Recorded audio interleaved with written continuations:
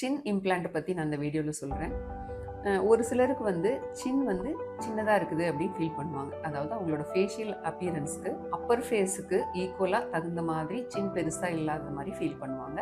இன்னும் ஒரு சிலர் வந்து சின் பெருசாக இருந்தாலும் தட்டையாக இருக்குது, இது வந்து கொஞ்சம் ப்ராமினெண்ட்டாக இருந்தால் தான் யூஸ்வலாக நல்லாயிருக்கும், அந்த மாதிரி இல்லாமல் ஒரே ஃப்ளாட்டாக தட்டையாக இருக்குது அப்படிங்கிற மாதிரியும் ஃபீல் பண்ணுவாங்க.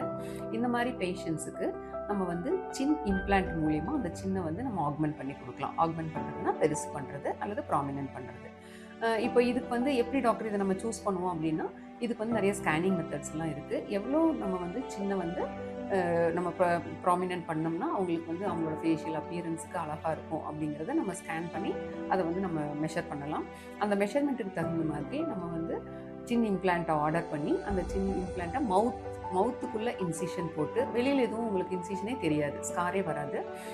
மவுத் வழியாக லோயர் லிப் இருக்கு இல்லையா, அதுக்குள்ளே இருக்கிற இடம், அதாவது டீத்துக்கும் லோயர் லிப்புக்கும் நடுவில் இருக்கிற கேப் மூலிமா இன்சிஷன் போட்டு அது வழியாக சின் கிட்ட போயிட்டு ஒரு பேக்கெட் மாதிரி க்ரியேட் பண்ணி அந்த இடத்துல நம்ம இம்ப்ளான்ட்டை ஃபிக்ஸ் பண்ணலாம். அது வந்து ஸ்க்ரூஸ் மூலியமாகவும் ஃபிக்ஸ் பண்ணலாம், ஸ்விட்சர் மூலியமாகவும் ஃபிக்ஸ் பண்ணலாம்.